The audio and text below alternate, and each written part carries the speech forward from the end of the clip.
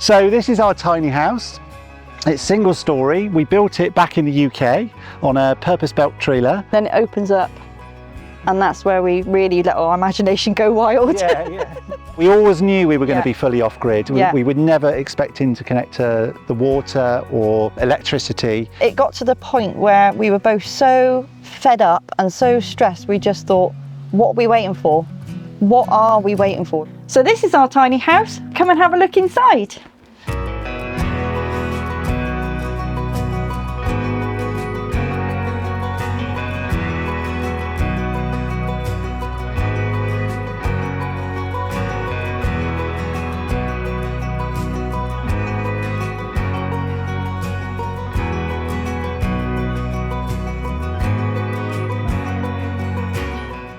Alright guys, welcome back to another video. Today we're in Ireland meeting up with Brendon and Michelle, who are living fully off grid in a gorgeous tiny house. We were absolutely blown away by what they've created here, and I'm sure that you will be too. So stick around for the full tour to see exactly how they've got it set up. And we hope that you enjoy the video. Let us know in the comments what you think, and if you like it and you want to see more content like this, then make sure you're subscribed. Back to it. Hi, so my name's Brendon. This is Michelle. Yeah. And we built a tiny home back in the UK, and I've moved to Ireland. So we've been living in our tiny home now for about 2.5 years, and we absolutely love it, don't we? Yeah, better than we ever imagined. Yeah. The sort of reasoning behind it really was, we were both in the UK, we both had houses. So I was renting a flat and you had a house. And we met and very quickly fell in love, realised we were soulmates. Yeah. And we were sort of planning what we wanted to do with our life. And originally we were thinking of moving to Wales or Scotland and buying a little cottage. Yeah, find a nice little cottage in the country, but it was just going to be out of our price range, wasn't it? Yeah. So we did sort of look briefly, but everything was very expensive.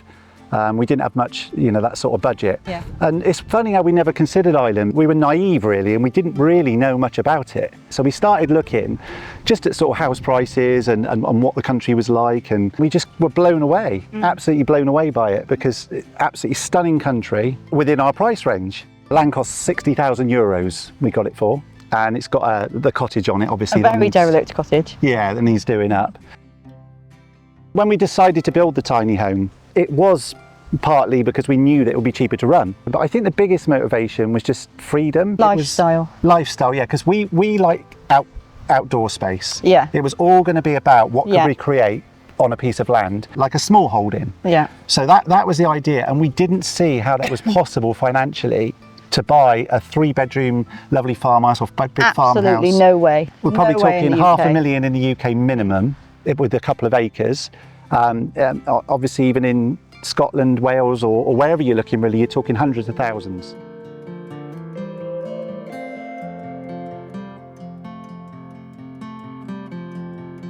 So welcome, this is our home. We've got 8 acres of land with a beautiful old stone derelict cottage. And this is the entrance to our wonderful garden and tiny home. So we've given our little place a name. It's pronounced Charman, and it's Irish Gaelic, and it means sanctuary, place of refuge. It applies to us and it applies to all the wildlife as far as we're concerned. The idea for this land was to be able to bring the outside in. We also like the idea of tiny spaces, so we've almost created rooms on the land, haven't we, of different like little pockets of gardens. So this is the entrance, it's the side of the tiny home, and it's just a really secluded little spot, isn't it? Yeah, and then it opens up, and that's where we really let our imagination go wild. Yeah. So the pond was my big thing. I had a small pond in my garden before, and I just was astounded by the amount of wildlife that it brought in. That was one of the first things we did, wasn't it? Yeah, we've got the bug hotel over across the pond, and I wanted to challenge myself and make a swing chair, so which works quite well. So the pontoon was my idea. Yeah. You had to make it. I gave up the idea, and that was because I always wanted to be able to, first of all, get right close to the pond and what was going on in there, but also because I could then dangle my feet in. You're actually saying you're going to swim in there, aren't you? I am, now it's clearing. And it's somewhere just really nice and tranquil to just sit around. Where we feed the birds here, we've got all these rogue sunflowers kind of popped up. But other than that, I really love it. We've got a giant herb garden. So that serves two purposes. Obviously for culinary use, we can eat anything that's in there. But it's also brilliant for all the pollinators. So this is our solar panels. These were originally on the tiny home when we drove to Ireland. We always knew we were going to be fully off-grid. We were never expecting to connect to the water or electricity. We have got a septic tank here, so that's fantastic. We knew that, but apart from that, there's nothing, is there? Not even phone lines. So it's a bit overgrown, but it's our orchard. So we've got loads of different orchard trees. So we've got cherries, apples, plums and pears. We want to grow as much as we can and eat as much as we can than what we can produce. That's why we want to get hens as well. But we never expect to be fully self-sufficient. So Brendon's built this arch that leads us down into what we call the sort of allotment area and stroke meadow. So I've got some fruit bushes here. I've got some raspberries and some blackcurrants. These are going to be your raised beds, aren't they? Yeah, raised beds of vegetables. So this is our outside laundry. It's only sort of partially finished really, but in here we've got a little 12-volt washing machine that runs off the solar panels. We can definitely do a couple of washes a week and wash our towels and stuff. Yeah, it's all connected to our water tanks. Yeah, it's all connected to the rainwater harvest system and running off our external water heater, which is how we get the hot water for the tiny home as well. We collect the rainwater from the roof. It literally goes into a tank, just through a few filters, and then just to all the outlets. It's just pumped to the outlets with a 12-volt pump that you would get in a motorhome. It's only rainwater, and we cope really well with that. We have plenty. There's only been a couple of times, hasn't there? There's been some real droughts where we've had no rain whatsoever, that we've run out completely. But when we get bigger tanks, that will never be an issue. Yeah, exactly. We just got to upgrade our storage system. Yeah. So this is our water system, and it's basically the sort of stuff you would get in a van or a motorhome. So we've got like a 12-volt pump, a little accumulator that takes the air out, and then just a 3-stage filter system. The only thing, as you can see, it's disconnected there, is the UV. So when it actually eventually goes to the UV, we will be drinking it, and we were drinking it when we arrived for 6 months when it was working properly with absolutely no problems. This is basically the solar system that goes with the solar panels. So it's just 8 100 amp hour AGM batteries, and we've got an inverter. Most of our things do run off a 12-volt, like our lighting and charging sockets for phones and things. But we have got an inverter as well, which we can use to watch the TV and other 240-volt stuff.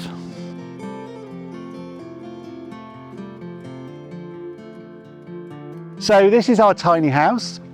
It's single story. We built it back in the UK on a purpose-built trailer. The entire cost, including all the fixtures and fittings and all of our stuff like TV and fridge and freezer and sort of stuff, was about 50,000. We've since added a utility room to add more space and our decking, covered decking area to really sort of enhance the outside space. So this deck has been completely transformative actually. Obviously it's doubled our living space, and with the inclement Irish weather, it's always somewhere that we can, it's where we can get some space from each other actually, isn't it? Yeah, it does help. Yeah. So we've got a couple of rainwater butts here which are connected to our water tank. So they collect the rain from this side of the house. This comes off the deck roof, and they're joined up with the tank round the back and catches the rain round the back, and that is the rainwater that we use for showering and washing up, etc. Next to it here we've got, this is a rocket stove, a dual rocket stove. We can cook on this, and also I've got it connected here with this large pot. And the idea is that we're going to heat water in this large pot, and that is actually going to be connected to our laundry and our shower. So this little storage box we originally built was the first thing we built just to be able to have put our food somewhere in containers. But what it's turned into now, which is really good, so what we've done is put a cat flap from the house into this box, and there's also one that goes straight through outside, and that means we can lock this one at night and the cats can come in and use the cat toilet, and we get no smells in the house.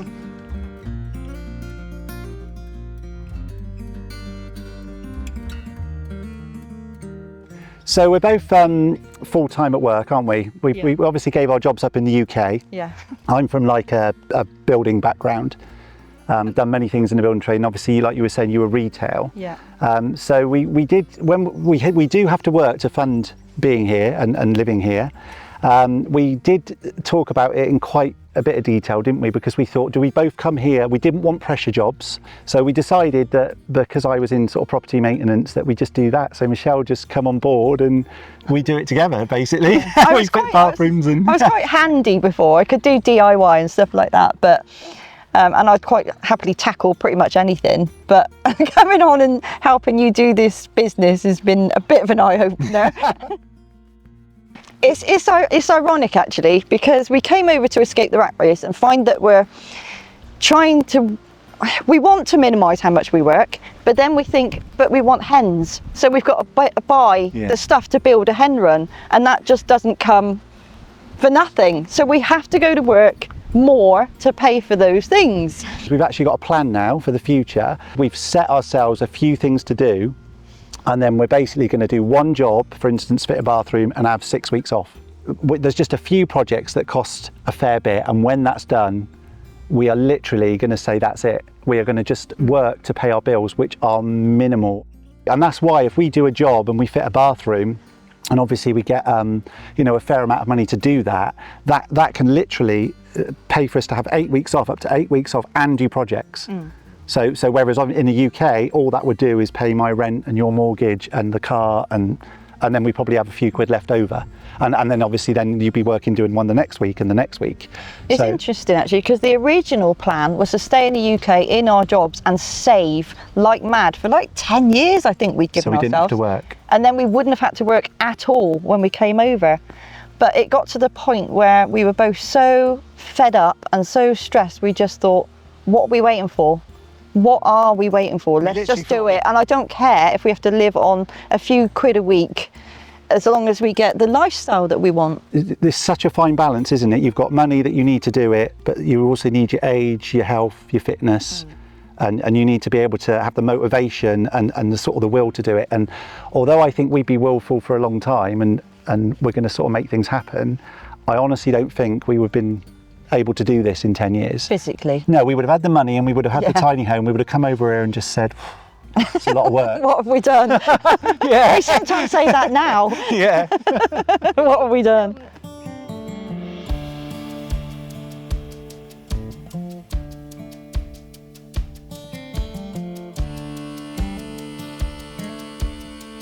So this is our tiny house. Come and have a look inside.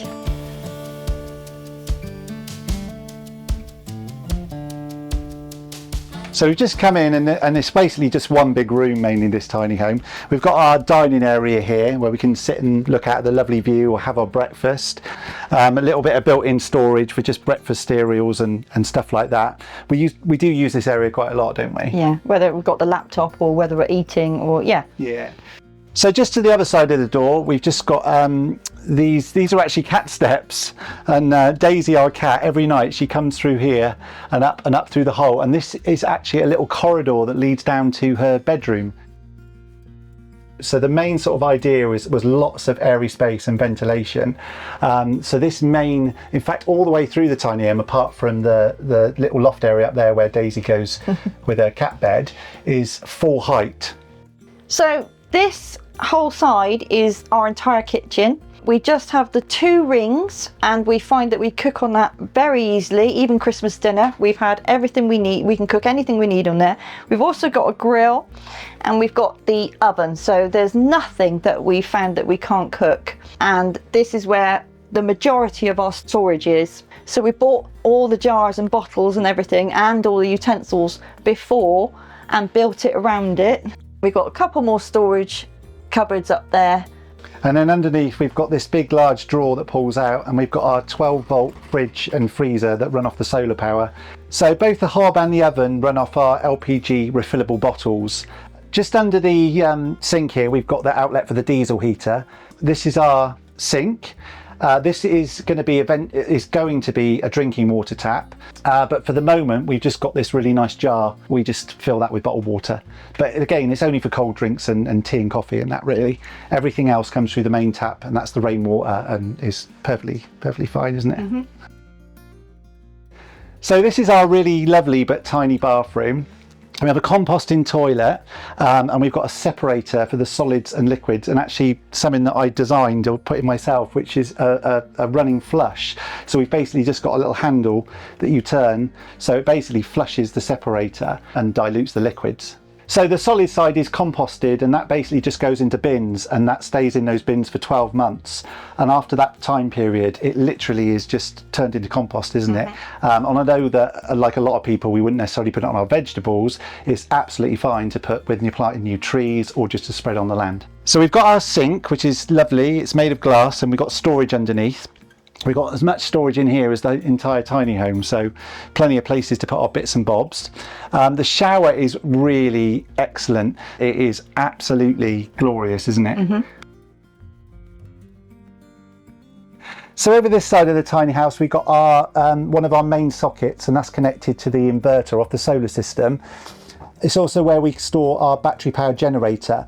And inside these steps that we use to get up to the bed are all the sockets for the TV, PlayStation, and all that sort of stuff. So that whole area really is where we control all our 240 volt electric.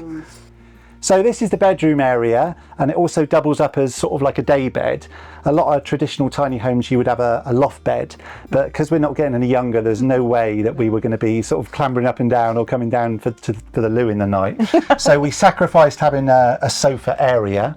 But this is just lovely. It's a king size bed. We've got our big 4K TV at the end. We're really into our sort of entertainment movies and stuff. And although we can eat over on the dining area and have our breakfast, look at the view and that, we have quite a few dinners in here, don't we, in front of the TV? Yeah, TV dinners. Yeah. So obviously, because we got all these cushions on the bed for the daytime, we need somewhere to put them. So these cupboards above our heads are where we stuff the cushions at night when we want to go to sleep. We've also got some little bedside lights right in here, and we've also got the overhead lights. This window was quite a big consideration actually. We wanted a blind inset in the glass.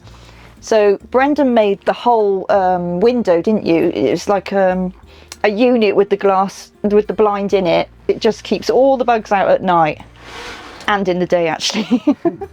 We always said that if we were going to go off grid, we didn't necessarily want it to be grungy. I suppose, I don't know. We wanted to have some little luxuries and some things that you wouldn't expect necessarily. So we have got a big TV in here, and we've got a DVD player. We've even got a PlayStation. This is also where our little internet box is, and that is wired up to an aerial up there. Such a lovely, cozy and closed space, isn't it? It's like that feeling of having a cabin bed, I guess. And it feels like that anyway, but we've got this blind that we can pull down. So that's great in the winter when it's cold, so we can keep all the heat in here. And it is also a way of us getting away from each other, isn't it? Or you getting away from me. Yeah. When you've had enough. Yeah. Yeah. Here's a demo, yeah. Okay. That is awesome. It's cool, isn't it? It's shut off, yeah. I absolutely love living this way. I wouldn't change it for anything, and I wouldn't go back to a conventional house. It's so cozy, it's so warm, it's so, you just feel like you're in this cozy little pocket. Everything's close to hand. It's everything we need. Yeah, it's easy. A lot of people might say I could never live this way. I couldn't use a compost toilet. I'd need more space. I'd need more possessions. I need more this. But it's surprising how you adapt, and very quickly. And we know a few people, obviously now we have this lifestyle that's done this, and they've all said the same thing. No one has said, you know, what a terrible mistake. But obviously, yeah, you've got to be a certain way inclined to want to live this way.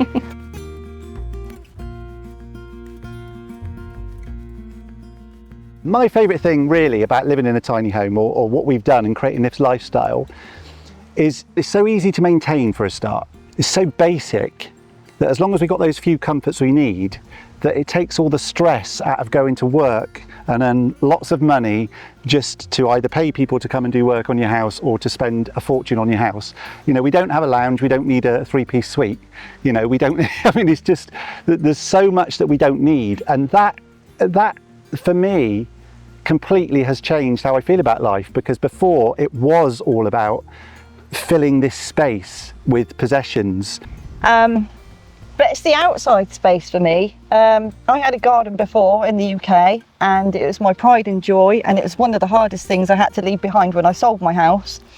But the outside space is, you just can't buy that. You just can't buy that freedom to just express yourself with flowers, if you like. And the wildlife, I love the wildlife here.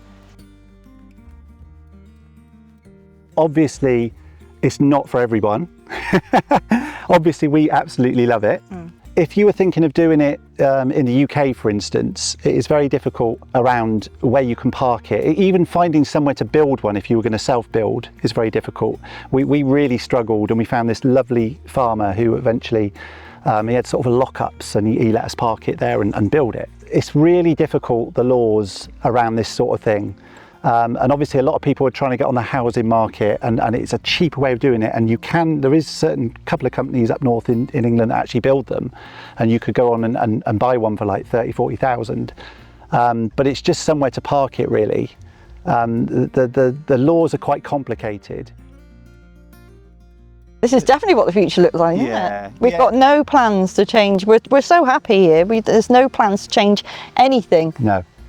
I mean, we have talked about this, haven't we? Yeah. As in, and not necessarily talked about it as in, have we done the right thing or are we happy? But can we do this long term? And apart from a few changes, which we'll do in advance, unless we're struggling to get in and out of the house or anything like that, then yeah, this is it. This is it. We're not going to change anything. I suppose the one backup we've got is that when we've done the cottage, that's a conventional cottage. It's a ground floor cottage. So if we needed to go and use, say, a wet room or that type of thing. Yeah. But I sort of feel that we're going to be the type of people that we're just going to be in this till we die, sort of thing. I can't think of any reason, apart from physical abilities, that we need to change anything. I mean, we always say, every day we say, we look out the window and we say it's like being on holiday. We're at home, but it's like being on holiday every single day, isn't it? Unless we literally physically can't do it, this is it for us forever.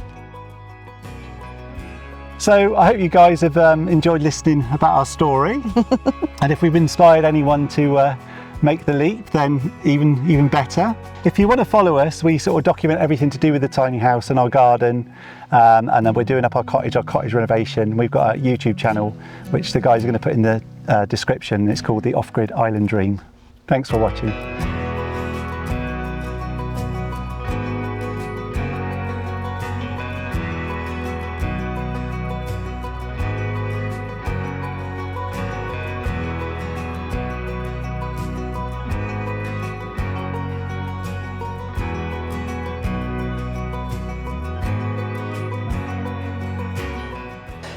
Alright guys, thanks for tuning in there, and a big thanks to Brendon and Michelle for sharing the story with us and showing us around.